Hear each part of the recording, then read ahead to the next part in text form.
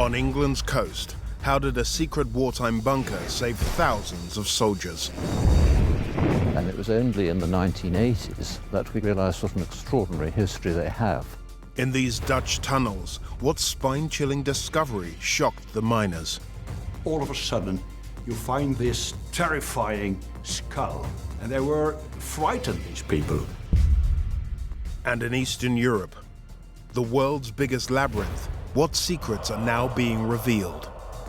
They didn't want anybody knew about the truth, what happened to heroes of the war. Beneath our feet lie extraordinary spaces, caves, and tunnels. The span and the size is just crazy. They've been designed and built by us. This is the only one with a castle. As well as formed by nature. But how were they created and adapted? By who? And why? You've got to face your fears. Throughout history, subterranean life has captured our imagination. I feel so privileged. We're going further and deeper to unearth the mysteries, the stories, and the secrets of underground worlds.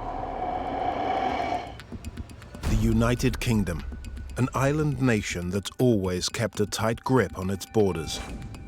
During World War II, the White Cliffs of Dover on England's south coast were on the front line in the face of a likely Nazi invasion.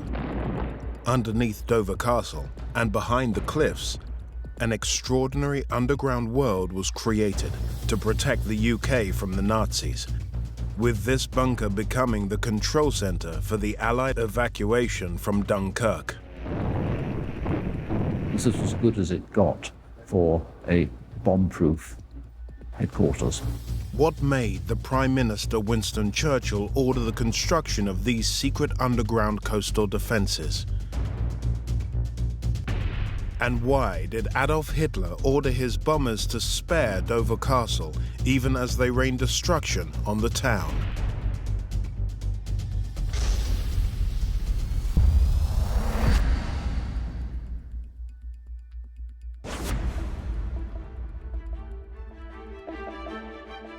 These chalk cliffs, 106 meters high, overlook the Strait of Dover in southeast England. They form arguably the most famous stretch of British coastline, facing out towards northern France, which is just 35 kilometers across the English Channel. There's a long history of tunnels at the White Cliffs, mostly under the famous Dover Castle, a significant defensive landmark since the 11th century. Historian and author Jonathan Code has spent more than 40 years researching the castle and its underground worlds. Dover Castle has a very long history as a garrison fortress, since 1066 right through to 1958. The castle has a three-story complex of tunnels beneath it. Two of those date from World War II, but the earliest level to be built was casemate, 15 meters below the surface. It dates from the late 18th century, when the UK feared an invasion by the Emperor Napoleon's French army. Dover's garrison of soldiers was increased, and because the castle ran out of space, the extra barracks were built underneath it. These original tunnels were begun in 1797 at the peak of the Napoleonic Wars, when there were about 2,000 troops. Men could have lived down here for months. Once those British troops defeated Napoleon in 1815, the casemate barrack tunnel was no longer needed. It lay abandoned for more than a century.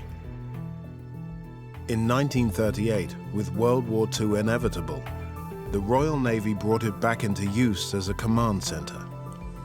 15 meters below ground, these tunnels would be able to withstand any German aerial bombing raids. It would be a very, very difficult target, so this is as good as it got for a bomb-proof headquarters. From 1940 to 1942, and with Britain in the grip of war, the Navy wanted to expand the base under Dover Castle to bolster the country's defenses along the south coast. They added two additional stories. First, annex, and then 50 meters deep, Dumpy.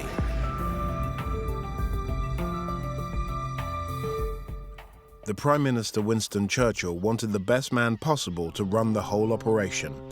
He persuaded a respected First World War veteran out of retirement, Vice Admiral Bertram Ramsay. Admiral Ramsay was an extremely good organizer and the ideal person for getting this naval headquarters running again. During May and June 1940, Ramsay's staff often found themselves working 36-hour shifts as they tried to organize and direct one of the most daring rescues in history, Operation Dynamo, better known as the Allied retreat from Dunkirk. This is a very important part of Britain's 20th century history. The evacuation from Dunkirk was planned and operated from here. The work here was absolutely vital. Operation Dynamo witnessed the emergency evacuation of 338,000 British and Allied troops from the French coastal town of Dunkirk after they were surrounded by the advancing German army. 933 ships were involved. The Dover control room was vital, with hundreds of staff involved in directing the evacuation fleet. In adjoining rooms, extra staff were tasked with telephoning defense instructions to soldiers along an 80-kilometer stretch of British coastline, with their orders for our artillery defenses. We're now standing in the Coastal Artillery Operations Room here, which controlled gun batteries from as far west as Hastings right round to the South Foreland. But with the advent of radar, with good radio and telephone communications, you get, for the first time, you can get a whole sequence of coastal defences taking their orders from one central point. Early in the war, Adolf Hitler let it be known that he wanted Dover Castle to be his headquarters when he conquered Britain. He instructed his army to avoid bombing the castle, but the town below was not so lucky. But following Dunkirk, from July 1940 onwards, German gun batteries in France started shelling the English coast. At the same time, the German Air Force, the Luftwaffe, began its fight with the RAF for control of Britain's skies. This 5-month bombing campaign became known as the Battle of Britain. Dozens of British towns and cities were bombed during these German raids. More than 200 civilians were killed in Dover and 10,000 buildings damaged. The additional annex and dumpy levels at Dover were built because of these new hostilities. The annex was meant to provide emergency services to the townsfolk. This annex was constructed in 1941 to provide an underground hospital, and there was a very real fear that saturation bombing and possibly cross-channel shelling would have led to very high casualties in the area. The annex is just 10 meters below the surface. The hospital contained an operating theatre, and there were also mess facilities and a kitchen. We are actually standing in the reception area here, where you would have had ambulances able to bring the injured people here. You can see it's very much more utilitarian than the casemates level below, but they were built for reasons of economy and speed. The lowest level of the Dover complex is called Dumpy, supposedly an acronym for Deep Underground Military Position Yellow, and any significance in the color yellow is now unknown. Jonathan has been granted privileged access to Dumpy, which is currently off limits to the public. We're now down in the deepest of the 3 sets of tunnels here. This is Dumpy level and approximately halfway down the cliffs in terms of depth. The intention of these combined operations headquarters was to have a forward command post from where the invasion of Europe would be controlled.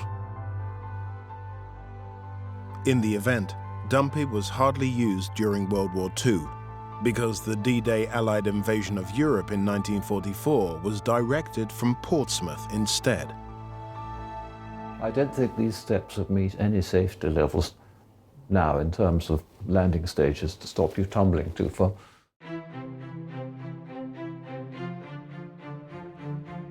With the exception of the dumpy level, the Dover Castle Control Centre has been restored to look just as it did in the 1940s. There's another wartime shelter nearby that has undergone restoration without period fixtures and fittings. 8 kilometers east of Dover Castle at Fan Bay stands the remains of a gun battery. In the 1940s, it would have looked something like this German-built gun battery on the Channel Islands. There was a group of concrete platforms on the cliff top, each with a 6-inch anti-aircraft gun at its center. But the Fan Bay site was demolished and buried nearly 50 years ago. The underground shelter beneath it was dug out by enthusiasts in 2014. Gordon Wise is a volunteer guide here. He knows the story of why it was built. Churchill, on a visit here in July 1940, sees a small convoy of ships going through the Dover Strait, and he asked Admiral Ramsay if it was a British convoy, and the embarrassed answer is no, it's a German one. Churchill got very, very angry with that response. Up until 1940, German boats could sail close to the British coast, knowing that there were insufficient defences to attack them. Faced with such a major hole in the country's coastline defences, Churchill ordered the immediate construction of garrisons along the length of the south coast. The Fan Bay gun battery and shelter were built in just 100 days. Construction started in the November of 1940. Fan Bay went operational St. Valentine's Day 1941. The Clifftop Battery would have been manned by a garrison of 185 men and 4 officers. They were billeted in the deep shelter 23 meters below. From gun batteries and pillboxes like these all along the south coast, soldiers scanned the horizon and targeted enemy planes and boats. This ended the practice of German shipping coming right up to the British coastline. The gun battery itself, 3 6-inch guns, range about 14 miles. There were just 5 tunnels in the underground shelter. The main one was 50 meters long and packed solid with double bunk beds on either side. The hard-working soldiers would have had just a narrow space to walk along the center. This must have been the absolute smelliest tunnel going. The Fan Bay site was chosen because there was already a tunnel here. It dated from the First World War, around 1916, going 20 meters into the cliff. It was quicker for the Army's tunneling squad from the Royal Engineers to extend the original passage than dig a new one. If you have a tunnel that's already started, that's where you start. And that's exactly what the 172nd Tunnelling Company did. They dug their way into these and then they widened them out to become living chambers. So this World War II base was built quickly thanks to the pre-existence of a World War I tunnel.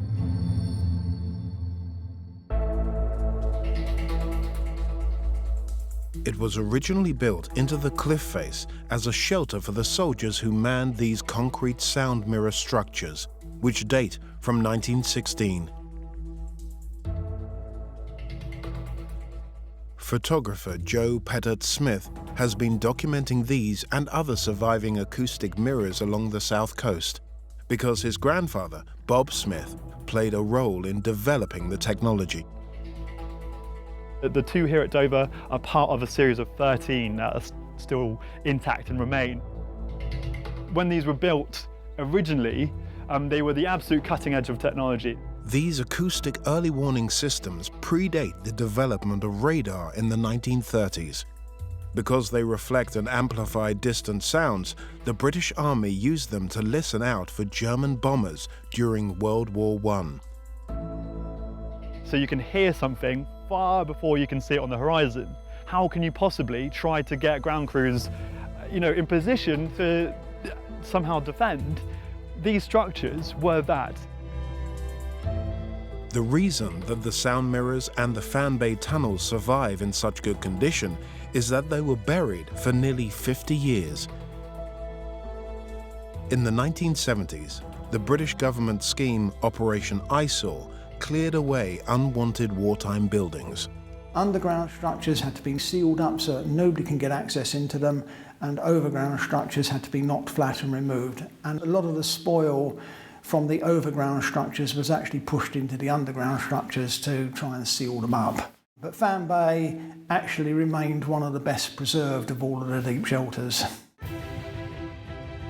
Each of these underground worlds in Dover is a testament to man's ingenuity, reviving the disused tunnels of past eras and giving them new purposes in times of great national need.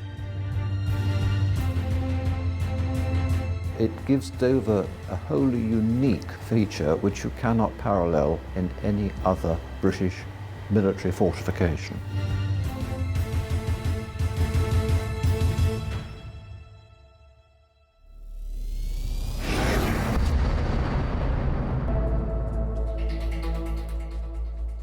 The Netherlands, a North European country best known for its tulips and windmills. But few realize that it's also the location of an extraordinary underground world, the St. Petersburg Caves. These tunnels have preserved and protected the local citizens for centuries. They created, hold on, 20,000 tunnels. It's one of the biggest cave structures of Holland. What shocking discovery was found deep inside this labyrinth? All of a sudden, they find this terrifying skull.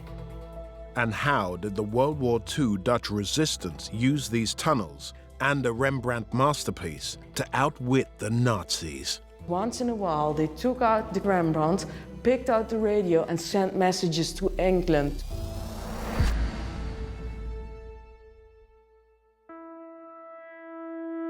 Around a third of the Netherlands sits below sea level.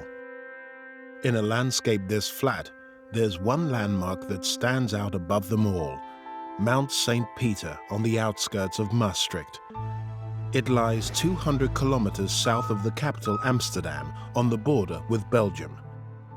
There's an 18th century fort on top of the mount, and beneath it lies an underground world that spans 2 countries. Chantal Berger has been guiding visitors around it for 2 years. There's something hidden underground. Under our feet, on 30 meters deep actually, hidden is one of the most biggest cave structures of Holland. The St. Petersburg cave system runs to a length of 250 kilometers. It's made up of 2 smaller networks which sit either side of the national border. The South or Sonnenberg caves are in Belgium, while the Noord or North system is in the Netherlands under Maastricht and the fort. Chantal leads the way into the northern system. This tunnel is used by everyone. It's the only entrance and exit that's still available. The local bedrock is limestone, 2 million years old. These tunnels were first dug in the 13th century to mine it. The smart local citizens had realized there was money to be made by selling the ground beneath their feet. And they needed building materials to build all those houses. The law was like if you owned soil on top of the mountain, you also owned everything underneath the mountain. So those farmers were as clever and came down in under here and started using chisels and saw to take out blocks out of all these limestone walls. And doing so, they created, hold on, 20,000 tunnels by taking out 1 block each a day. By the 1700s, the French wanted to invade the Netherlands and exploit the local wealth. By building their tunnels, the Dutch had actually created an ideal hiding place. They built a fort on top of the cave system for added protection. But in 1794, the French managed to make their way into the caves. They wanted to blow up the fort. If you want to see where it collapsed, have a look. This is what explosions from the French have been created in tremendous areas. Look, it's massive, massive, impressive actually. The French army had mistakenly detonated their charges around 150 meters off target, and the fort was undamaged. But they quickly learned that underground explosions can have deadly consequences. If you create a big explosion in a tunnel system like this, the power of the explosion divides in all the separate tunnels. So the power going up is not enough to blow away 30 meters of limestone. The French soldiers were killed by the blast that funneled back at them along these passages. Can you imagine an explosion like this creating a tremendous power of air? So surely the soldiers in here must have felt the explosion back in the caves there. So must have been a tremendous, powerful explosion. With the French discouraged, the limestone mining continued as usual. But in the 18th century, there was another seismic event in the Nord caves. Engineer and scientist Will Schins has studied the mining history here for more than 2 decades. The working conditions were very, very bad. It was dark. People had only little light. It was cold, it was humid. It was very dangerous to work here. So just fancy, you are here cutting blocks, sawing blocks, and all of a sudden you find this terrifying skull. The miners had dug up a monster skull, nearly 2 meters long and 1 meter wide. It was the skull of a Mosasaurus, a long-extinct giant sea lizard nearly 15 meters long. The skull was more than 66 million years old. They had the bite of a T-Rex. They were able to swallow a turtle or a shark in one go. The skull was found in 1766.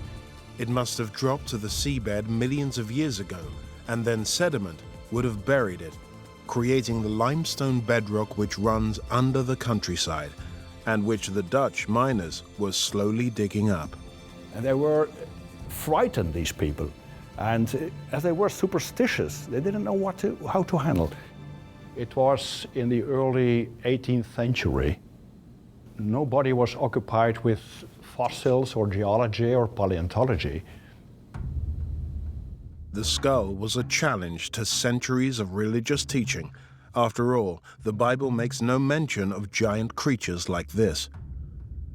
Scientists in France demanded that the Maastricht skull should be confiscated for them to use, as evidence of a new evolutionary story to challenge the religious order. The church was very powerful as a political power, and these French people wanted a scientific way. They wanted to bring it to France in order to improve their science activities. And for that reason, they brutally confiscated it here from the owner and brought it to Paris. A piece of cultural heritage of La République Française. The skull is still in Paris, on display in the Museum of Natural History.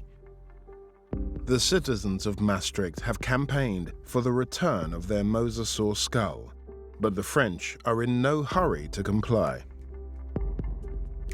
This Mosasaur became the very symbol of evolution throughout the world. The very fossil of an animal that proved evolution right. And it was amazing that it was found here, while people were working underground just to collect blocks. In the folklore of the St. Petersburg caves, the prehistoric Mosasaur lives on. Local artist Jules Sondijker was so gripped by the cave space that, in 1900, he turned the monster into a tourist attraction. As part of an art installation he helped to create in the Nord caves. 4 generations later, his great-grandnephew Jean-Jacques Spizers is a guide here, proud to show off his ancestors' work. This was made in 1900, and it maybe looks more like a crocodile than a mosasaur, but still it's a very amazing piece of art here. No one had discovered a complete Mosasaur skeleton by 1900. So to tantalize the tourist, Sondijker imagined what the body might have looked like. He added feet and legs, not realizing that mosasaurs didn't have them, but swam with fins instead. Sondijker wasn't only a sculptor. These chambers are full of charcoal drawings that he helped to create on areas of rock wall that was specially cut and smoothed for the purpose. He made drawings with charcoal for attracting tourists. They were mostly wealthy people. They could afford to travel in that time. And one of the main paintings was a reproduction of the famous Night Watch by Rembrandt. Rembrandt van Rijn is a renowned Dutch artist, and his 1642 painting, The Night Watch, was carefully reproduced in charcoal by Sondijker on these tunnel walls. Though sadly, his work has been damaged by vandals over the last 50 years. Jean-Jacques' family still has the original copy marked up with grid lines that Sondijker used to scale up his own charcoal version onto the tunnel wall. He had a replica of the Night Watch and he made some squares on that. And these squares he put on the wall and then he filled them. The original Rembrandt's Night Watch was oil paint and this is black and white. Imagine that's done with very poor lighting. It's really amazing. It's such a big painting and it's very accurate done. Despite the damage caused by vandals, Sondijker's work will soon be restored. There is another fascinating link between these tunnels and Rembrandt. During the 1940s, the original Night Watch painting was among several hundred Dutch masterpieces that were hidden in the tunnels to keep them safe from the invading Nazis. It was simply hang on those iron things, simply hang without any system. They would layer as many as possible. Rembrandt, the most famous painter, The Night Watch, has one big disadvantage: its size. Nearly 4 meters tall and 5 meters wide, the framed Night Watch masterpiece would not fit through the doors of the vault, so a radical solution was needed. They took it out of its frame. They rolled it like a simple old carpet, and they used this niche to hide the most precious painting in the world, with an assurance worth at those days from 1 million guildens. And that's the way how they rescued our precious Rembrandt. Hitler's army invaded and occupied most of Europe during 1940, and Maastricht was the first Dutch city to be captured in May that year. The Germans were aware of the art treasure trove, but the story goes that they were content to leave the paintings in storage. They would be safe from any Allied bombardment, and the Germans could always move the pictures to Berlin at a later date. The Dutch took advantage of the Germans' complacency by hiding other items in the vault that were vital in the war effort against the Nazis. So can you imagine that behind the carpet Rembrandt, something else was hidden, a radio transmitter. So once in a while they took out the carpet Rembrandt, picked out the radio and plugged it into the electricity that was installed here. And so they were able to send messages to England, to the Allied forces, whether it was good weather enough to fly, to be able to fly. Having been the first Dutch city to be captured in World War II, Maastricht went on to be the first to be liberated. The US Army arrived in September 1944. The St. Petersburg caves have gone on to be a leading attraction, drawing thousands of tourists every year. It's like diving into a total different world. From the days of protecting limestone miners from invading armies to preserving masterpieces of art, this remarkable underground world has played a vital role in the Netherlands for centuries. So it's one massive block of history, actually. That's adorable. It's always a mystery to walk in here.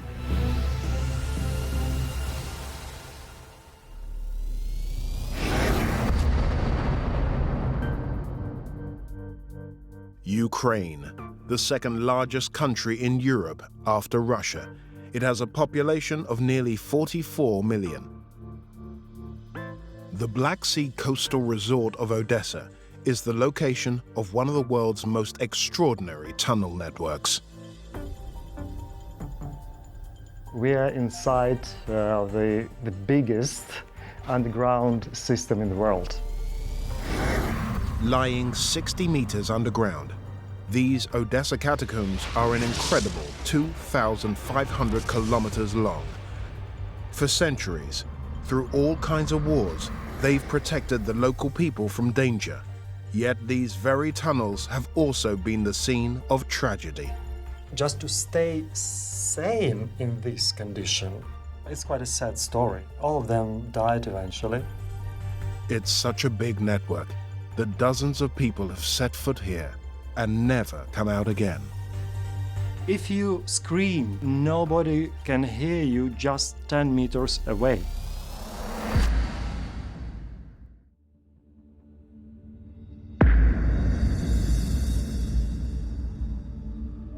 On the Ukraine's south coast, as it reaches the Black Sea, the port and coastal resort of Odessa is famous for two architectural wonders: the Potemkin Steps, a flight of stairs that leads visitors from the Black Sea up to the city, and the mighty Catacombs. Locals say it's the largest tunnel network in the world. Dr. Pavel Zagnoboroda, an army combat doctor, has been studying the catacombs for 10 years. He knows of more than 1,000 entrances all over the city, but only one is open to the public. Catacombs in Rome is approximately 150 kilometers long. In Paris, like 400 or 500 kilometers long, and here is 2,500 kilometers long. So there is nothing else anywhere in the world like Odessa Catacombs. The Odessa Catacombs started life in the late 18th century as a limestone quarry. The bedrock here is 5 million years old. This limestone, it has proper name. It's called coquina. Coquina is a strong building material, and when Odessa was founded in 1794, the citizens started mining it to build their homes. Little did they realize that they would end up creating a vast network that would play a major role in the future of their city. So we even have a kind of saying that Odessa was built from underground. Historic mining equipment has been placed on display in the center of the labyrinth. And Yulia Pelavina has been guiding visitors around these exhibits for 2 years. These are the tools which were found in the mines and which were used by miners in order to cut all these tunnels and to get construction material for building Odessa. The set of saws was ordered from Great Britain because mining there was much more advanced. In back-breaking conditions, the miners would chisel along the limestone seams to force out large blocks or monoliths of rock, which would then be sawn up. The process was very, very hard and very time-consuming. Keep in mind that in one shift, which could be about 10 or 12 hours, a group of 6 miners, 6 really strong men, could only make a corridor 1.5 meters long. By the 1870s, Odessa had grown to a population of nearly 165,000 people.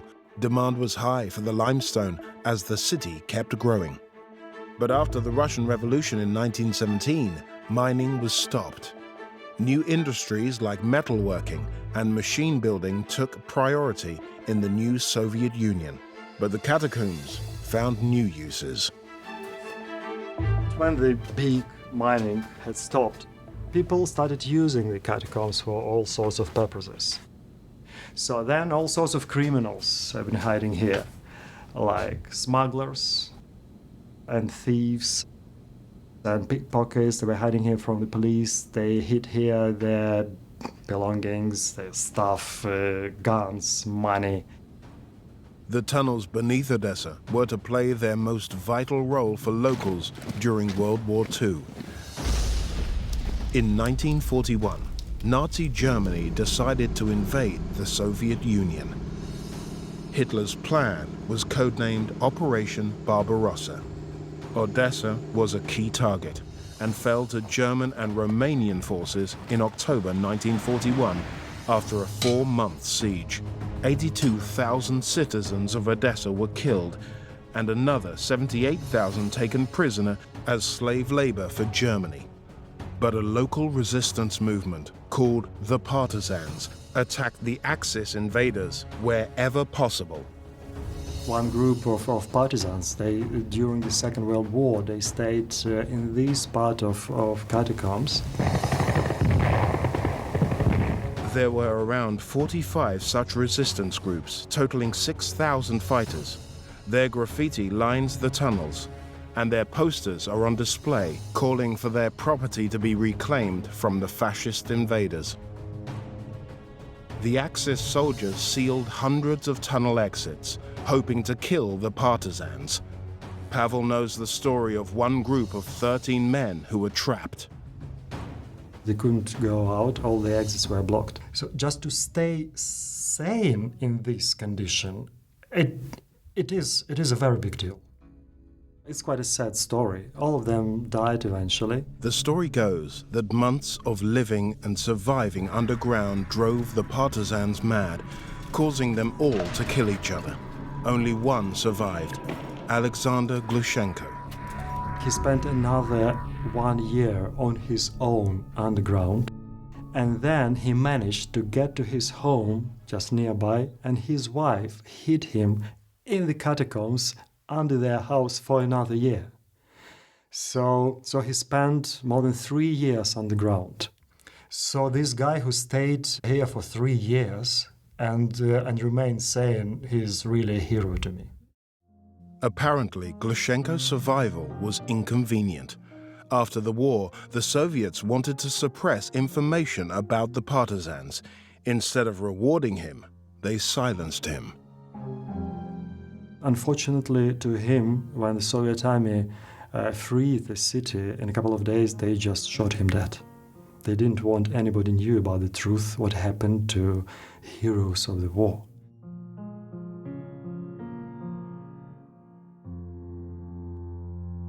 Some partisan groups had set booby traps to kill any Axis soldiers who came looking for them. These bomb traps needed removing after the war to make the catacombs safe. This was a time of the liberation of our city from the occupational Romanian and German forces during the Second World War. And military engineers, they had to kind of clear up the place. And when they finished checking, they had to leave these sort of messages for the rest of the people that this place is safe. So it says, checked, no mines. So it's a safe place now. You can see here the date. Since the 14th of April of 1944. After World War II, the Cold War era lasted from the 1950s to the late 1980s. The Soviets converted large areas of the catacombs into atomic bunkers, each of which could house several thousand people in the event of a nuclear attack. It was a constant fear of possible nuclear war, which could start at any time. They built around 80 anti-nuclear bomb shelters in Odessa. You can see how builders changed the catacombs for their purposes. They didn't have to dig anything, they already had a big space underground. But they needed to fortify here some walls and ceilings. As part of the natural geology, these rock layers are riddled with cracks. It would have been impossible for engineers to seal them up against the shockwave of a nuclear blast. So they came up with an ingenious solution to keep the shelters pressurized. It was supposed to withstand very big pressure from outside. So what they did, they used their air pump system and they created positive overpressure inside of the shelter. This pipe the big pipe for air. It's the same system works in submarines, in planes. So this way you create kind of air tightness, so nothing can get through from outside. So that is why air filtration and air ventilation system was so essential. Power for high air pressure and other life support systems came from vast engines. They were lowered down vertical shafts, which were then sealed. This place is really big, and it was designed for more than 5,000 people. So they needed a lot of electricity, a lot of power to keep this place in proper condition. When the Cold War ended in the late 1980s and the military powers withdrew, the bunkers were abandoned and their contents looted for scrap. Only 1/3 of the catacombs has been mapped. 2,500 kilometers of tunnels are impossible to monitor. A handful of urban explorers ventures down into these catacombs without realizing the dangers. People just come down here, they just get lost. It's really easy to get lost here. At least one person goes missing in the catacombs each year. Fortunately, the city has dozens of amateur explorers who team up to find them. It's very difficult for rescue teams to find those lost ones because this rock has a very interesting quality. It can absorb all the noises. So if you scream, if you shout, whatever you can do here, nobody can hear you just 10 meters away. Despite the dangers, the local people think these tunnels have special qualities. For instance, at the Shustov cognac factory, which sits above ground, they opened a museum in the catacombs in 2013 to commemorate 150 years of maturing their prize cognac down there. There is no other place in Odessa like this, because they use the underground spaces to store their cognacs. The Shustov cognac was always placed in the catacombs because the people believed the Kokina limestone imbued it with a mystical quality. The process of maturation takes place underground. The cognac itself, it acquires the energy of our Odessa limestone. Bottle is, this cognac is 128 years old. It's the oldest cognac in the territory of Ukraine. One of the cognacs is named after the catacombs, and museum visitors drink in the ambience at this popular underground venue. They organize parties here, they have concerts, they have an art gallery, they have underground cinema, so unique place.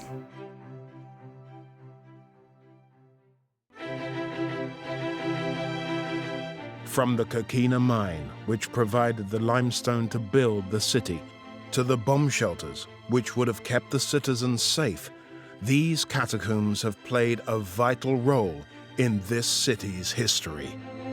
Catacombs is a big thing for Odessa and for our people. So we have buildings, safe houses above, and we have safe places underneath. We are happy to share this experience with all those who come to our city, who visit our catacombs.